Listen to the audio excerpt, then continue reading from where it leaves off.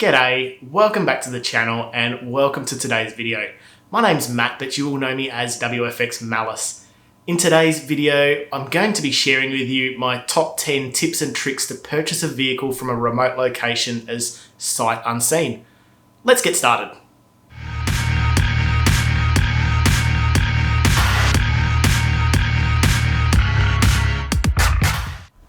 So my regular viewers will know that I recently sold my wife's vehicle, and since that time I've been living on the internet literally scouring every website looking for a decent replacement. Now, why? Because my local area, generally the dealerships play it safe and just stock standard Kias, Hyundais, Camrys, Corollas and crossovers. Now, if you don't know what a crossover is, it's essentially a hatchback with raised suspension, bigger wheels and a smaller engine. Not real desirable for me. It might be something you're looking for, but no thanks.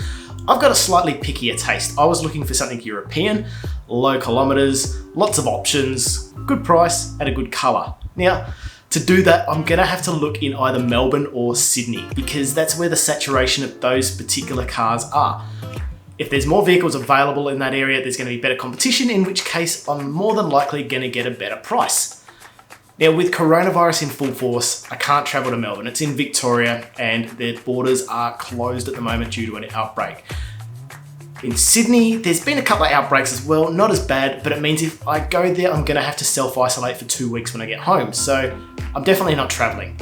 I'm gonna purchase the vehicle online over the phone. Now, this is a process that I'm not a stranger to. I've purchased many of my vehicles online and it's not the first vehicle I've had delivered sight unseen. So I've got a little bit of a process that's been successful for me, and I thought I'd throw this video together to help you guys out, to show you how it works for me so that you guys don't get ripped off and you get the vehicle you're looking for at a decent price. So before we get into it, we're gonna make sure that we're gonna be using a decent platform. So for me, I'm using carsales.com.au. It's an Australian platform. No, that's not a paid advertisement, although if there's any car sales executives watching, yeah, send some money my way if you like.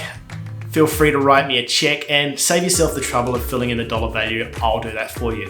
Now, I've just lost a few people when I said the word check. I know some of the younger guys are like, what is that? It's an old payment method where if you didn't have the cash, you could write down on a check, which is a piece of paper from your bank, saying who it's to, how much, and you would sign it. When you hand it to the cashier, you'd basically be saying, I promise there'll be money in my account when I cash it. Yeah. Funny story, the guy who purchased my wife's vehicle paid with a bank check. And it's a bit different to a personal check because they've already paid the money to the bank to cover the amount. But I looked at it and thought, really? What am I gonna do? Mail this to my bank? Fax them a remittance and wait for a message to come through on my pager to tell me it's clear? Nah, the 90s are calling, bro. They want their payment method back. Anyway, back to the platform before I sidetrack too far and waste way too much time in this video. A decent platform. Why do I use car sales? One, you can save vehicles in your shortlist by hitting a little blue love heart on the page for the vehicle you're looking at. That way you can create a shortlist of vehicles you're interested in. Now, on that, if you create a shortlist, you're going to get spammed with notifications from the dealers. It's going to come up telling you the vehicle you're interested in is increasing in interest. It's creating fake hype so that you want to jump on it and purchase the vehicle quickly. You're also going to get spammed with notifications telling you the prices have dropped on a vehicle. It also lets you know when the vehicle's sold, but with the price dropping, I'll tell you a little secret. What dealers do is they drop the price and they put the price back to what it was. You get a notification telling you the price has dropped. The vehicle goes up in search results if you're filtering instead of by price high to low. If you're filtering by recently updated, it puts their vehicle back at the top. You think you're getting a cheaper deal on the vehicle and you're not. So that needs to change. Car sales, fix that up. Another reason why I use car sales is the filtering. You can filter by all sorts of different things. If you're looking for a sedan or a wagon or an SUV, you can put that body style in there. If you want to purchase rear-wheel drive, front-wheel drive, or all-wheel drive, you can do that. Now, they do need to tidy their filters up and they have improved them a lot over the years. There's still a little bit of a kerfuffle with the whole petrol, diesel. If you're looking for a petrol vehicle, there's petrol, petrol unleaded, and petrol premium unleaded. Now, for the Americans, that's gasoline. We call it petrol here. They have improved it that now you can select multiple options there. Once upon a time, you'd have to select petrol and run a search on that, and then petrol unleaded, run a search on that. Petrol premium unleaded. I don't think anybody in the history of man has looked at a vehicle and gone, oh, it doesn't take Ron 95, I'm not purchasing that vehicle. Moving right along. One thing I would like to see improved on car sales is you can create a shortlist. I'd like to be able to remove a vehicle from my search results so I never have to see it again. Maybe you've looked at a vehicle and you've found something broken or dodgy on the vehicle. You don't want to keep going back to that vehicle. Maybe you rang the dealer and he was just a bit of a cork soaker and you don't want to talk to him again. You need to be able to put that down to say, I don't want that vehicle to show up in my search results, because car dealers also change the pictures on vehicles, they change the price, they change the description. So you might look at the ad and think it's a fresh vehicle, you go into it and then you go, oh, that was that one that had the ripped seat, or oh, that's the one that had the dent on the back there and the dealer wasn't willing to fix it. Anyway, we've got ourselves a decent platform. Wherever you are, whatever platform you're using, make sure it works for you. Step 1, work out what you want. What's important to you and what's not important to you. So as I said, I was looking for a sedan or a wagon, or in European terms, that's an estate. Therefore, I could filter sedan, wagon, estate. What do you want? Are you looking for an SUV? Do you want something turbo, non-turbo, something petrol, something diesel? Work out what it is you want and make a short list of those features. That way, when you go and do your search results, you're going to make the search process a lot easier. Step 2 is start to establish a short list. So as I said, with car sales, I could just go and hit the little love heart button and it will save it in a short list, and other applications will do the same thing. Maybe you might want to create a spreadsheet, so perhaps an Excel spreadsheet. You can copy the URL into there so you can easily click back to that vehicle, put all your kilometers, put all your details, and put all your follow-up from when you phoned them up. Maybe you might want to get pen and paper and just write it down old school. Whatever works for you, start to establish a short list. Step number 3, take your time. Don't rush into it. Do your research. So research on the vehicle. We use Redbook over here to be able to research the value of a vehicle. You can go and you can see what the trade-in price, what the private sale price is. It won't show you what the dealership price is currently, but you can do the maths in your head and you can work out and go, okay, here's what they're selling on the private market. So you're gonna pay a little bit more for that peace of mind purchasing through a dealer because you get a warranty. You can also have a look and see what the vehicle was worth when it was brand new. Now, if you're purchasing a vehicle, let's just say the vehicle was $100,000 3 years ago, and now it's worth $30,000. You're gonna go, wow, that car's lost $70,000 in 3 years. How much is it gonna be worth in 5 years when I go to sell it? Maybe it's because the vehicle was a lemon. Maybe it had a lot of warranty issues.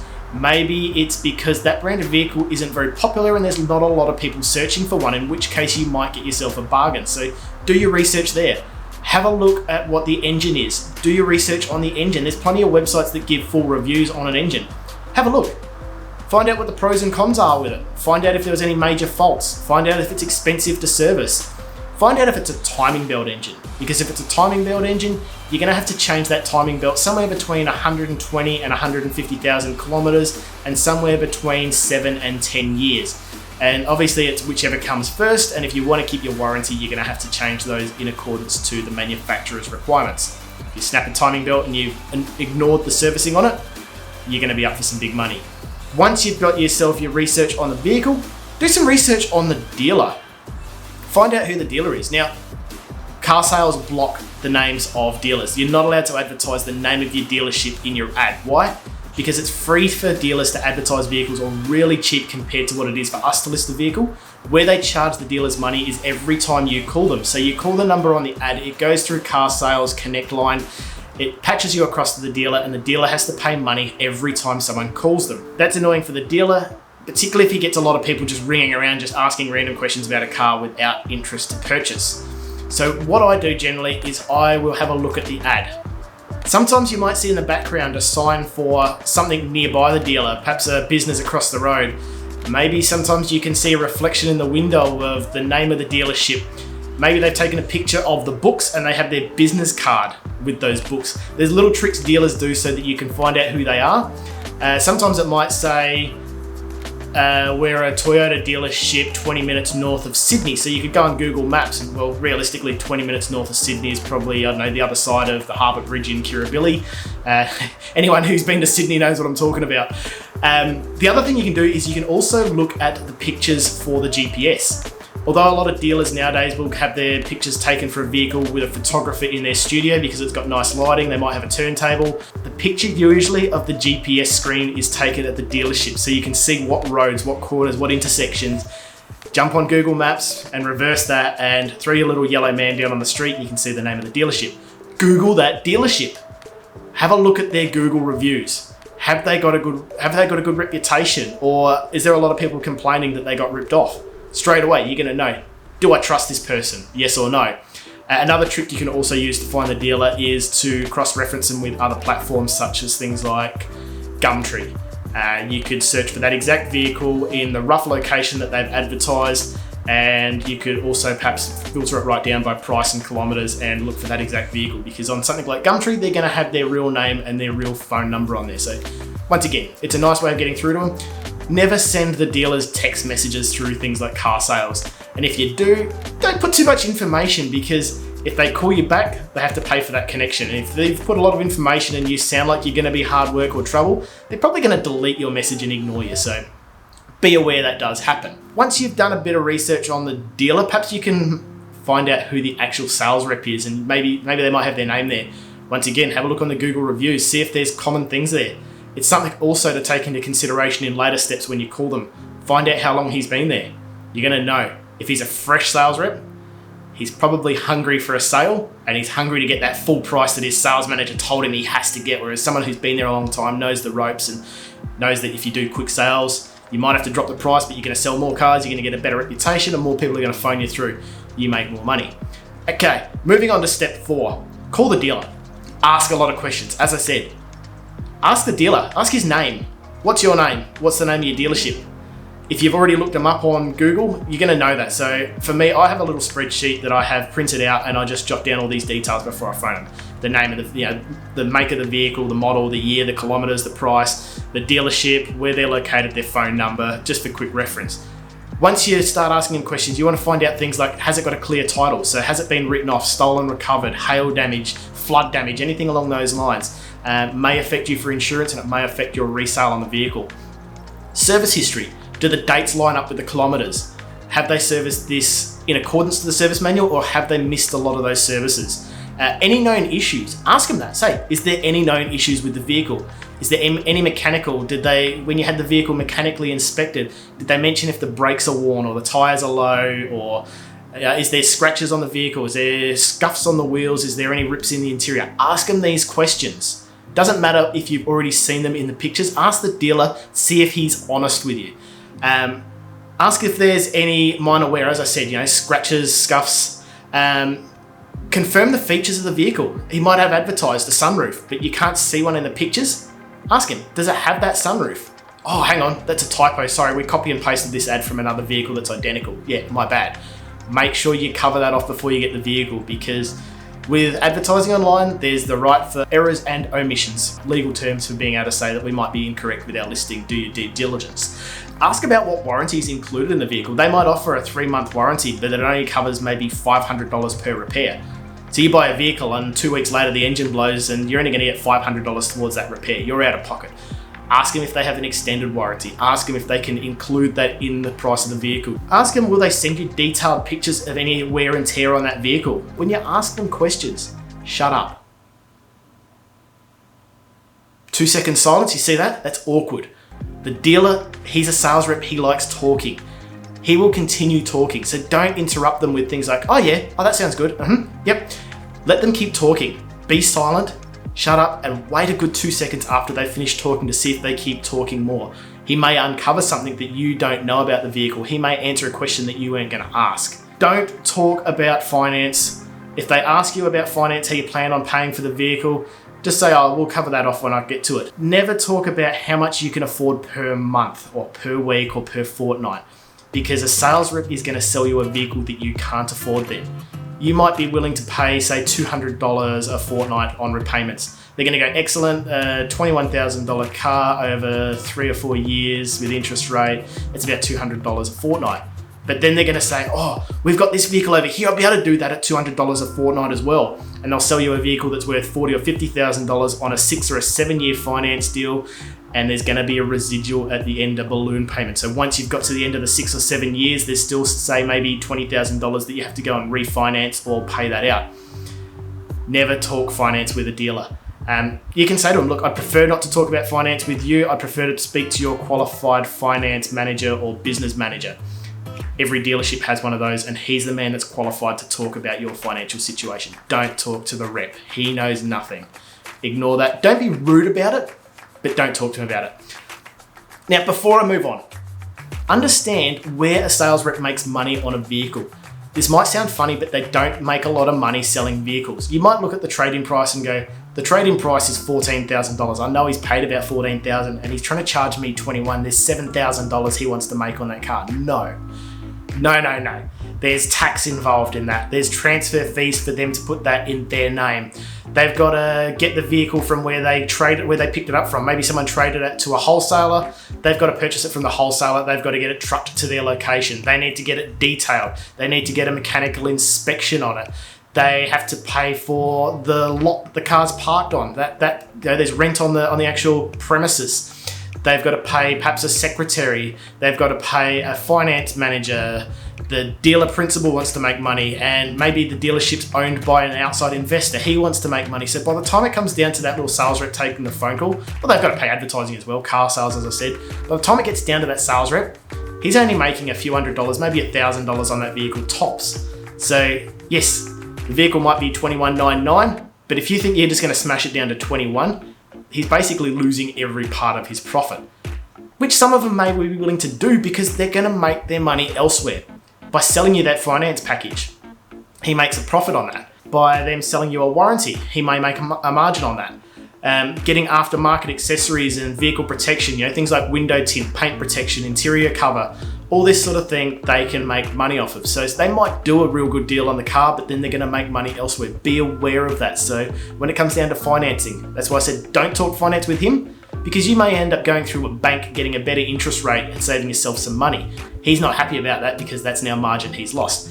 Moving on to step number 5. Tell the dealer what you know and what you expect.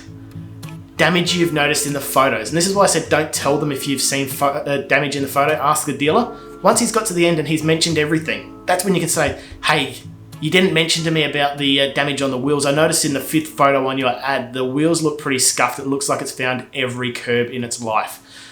Are you willing to fix those? You're going to get him on the back foot now because he's been caught out. It may not be the wheels. It could be a scratch in the paintwork. It could be that you noticed a close-up of the picture of the rims. Maybe the brakes behind it have got some real wear and tear, some grooves into them. Little things like that. This is where you can start to lay your cards out and let the dealer know that you've done your research. He now knows he's dealing with someone that knows what they're talking about, and he's going to think very carefully before he answers in future. So once again, when you mention, hey, I've noticed in the photos this is wrong with the car, let him explain and don't interrupt him. Let him keep talking. Ask him if they're willing to repair those minor damages. Say, look, if I purchased the vehicle, you said that the passenger door lock's a bit sticky and 3 of the rims are scuffed and there's a scratch on the bonnet. Are you willing to get those touched up for me? Are you willing to fix those before I take delivery of the vehicle? Now, these are buying signs to the dealer. So this tells him that you're interested in the vehicle and now you're working out a good deal for you to take delivery. Ask him, do they offer delivery? Hey, I live in a remote location. Are you willing to deliver it? Don't tell them that you're in that remote location, but hey, I want to get this delivered, say, to another state. Can you guys do that?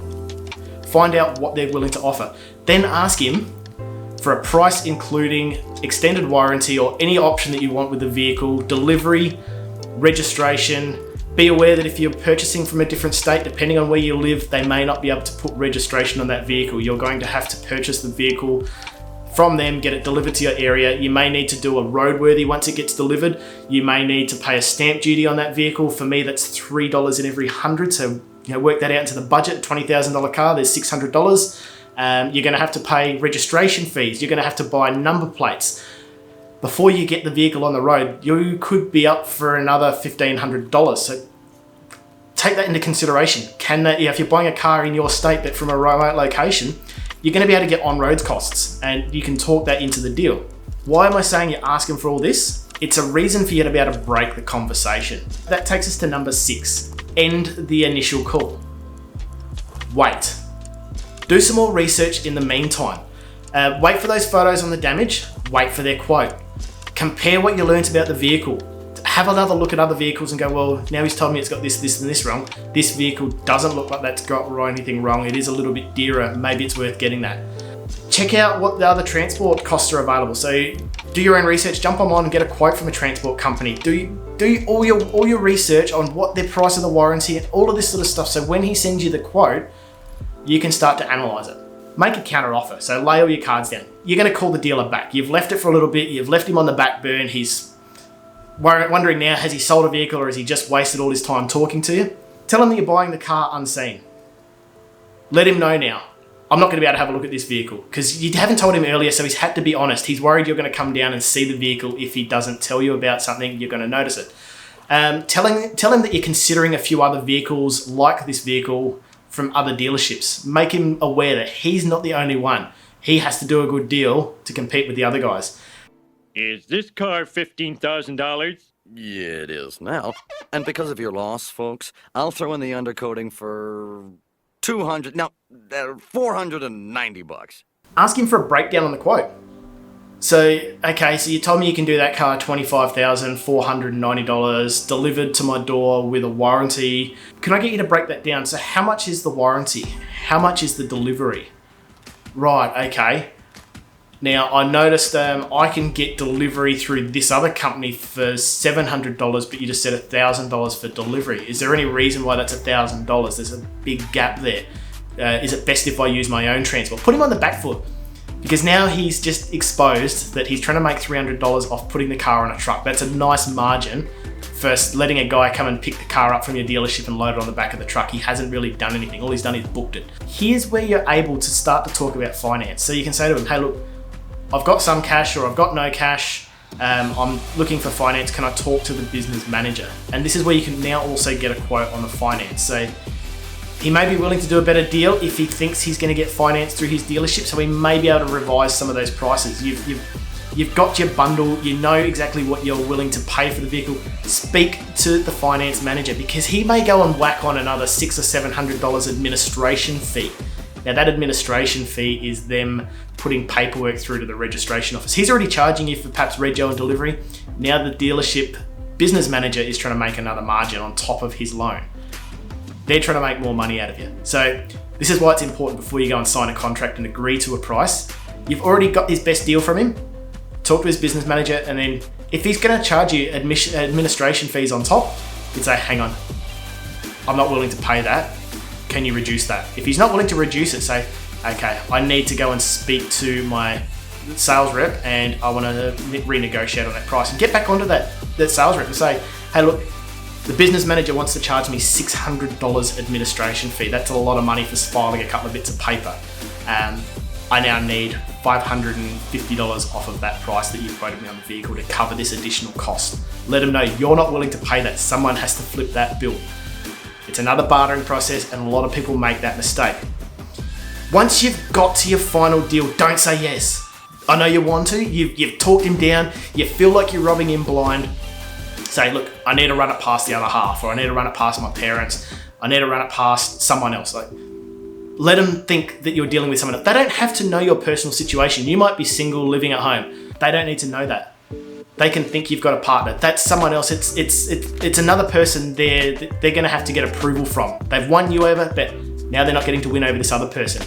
And hey, look, if you've got a ball breaker of a partner, have them sitting next to you. Say you'll run it past them.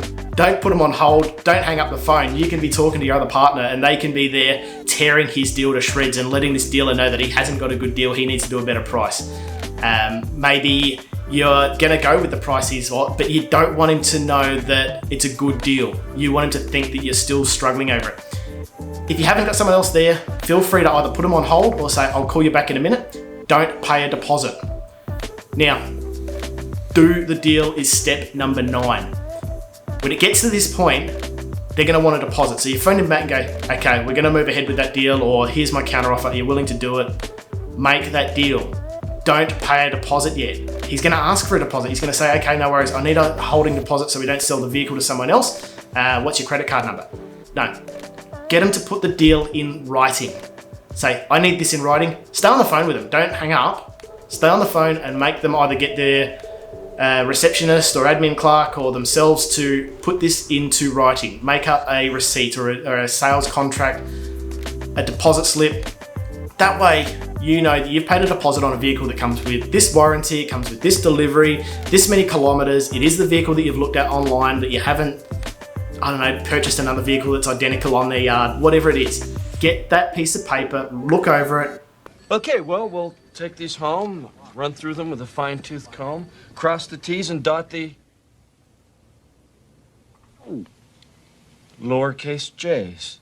Once you're happy with that, then you can go and pay your deposit based off that. You've now got in writing what you're going to purchase. Now, on that note, always make sure this comes through an email. If they text you all the details, don't do it, because text messaging doesn't stand up in court. No, emails do. So if it gets to the point where you get your vehicle and in his writing it said that you're going to get a 5-year warranty covering $5,000 repairs on a vehicle per claim, and you actually only get a 1-year warranty with a $3,000 claim, he's written it in a text message, you can take him to court, you can show that to the judge, and he's going to say, no, not admissible, sorry, see you later. If you've got it in email, it's in blood. He needs to comply to that request. Once you've done the deal, get them to send you an actual sales contract. It's going to say that you've paid X amount deposit, it's going to stipulate everything in there, it's going to make it official, sign that. That's how you do your deal. Now make sure you keep on to them. Once you send them the full payment, make sure that they acknowledge they've received that payment. Don't just pay your money and just wait for the car to turn up. Keep on to them. Keep them working for that money. Keep following them up. Tell them you want to know when the car's being transported. Tell them you want to know how it's being transported. Check to see if you need to get insurance on that vehicle while it's being transported. A lot of transport companies have their own insurance. Businesses have their own business insurance while it's on their lot. But just confirm that it's covered by insurance during that transport process.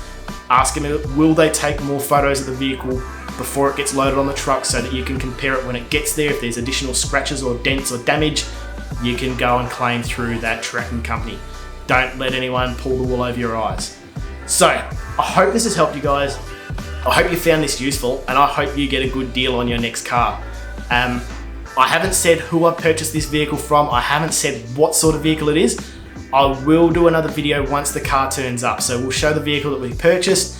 We'll perhaps show the deal that we did, and I'll let you know if I got a good deal. If I got a good deal, I'll expose who the dealer is. If it's a bad deal, I'm not going to do it. I don't do witch hunts online, so you'll notice that with some of my other videos. If someone's done the wrong thing, I'm happy to grill them and show off their dodgy work, but I'll never expose who they are because that's just unprofessional. So I have got a bunch of other dealers that I've dealt with in Australia, in Sydney and Melbourne. If you're looking for a car and you want to get pointed in the right direction, send me a message, write to me. I'm happy to give you some ideas on some dealers that are good, worth seeing, that have low kilometer vehicles at a good price. But definitely drop me some comments. If you're new to the channel, hit the subscribe button. Don't leave here without hitting subscribe. And if you liked the video, hit that like button. If you disliked it, give me a thumbs down and tell me why. Thanks for watching. See you in the next video.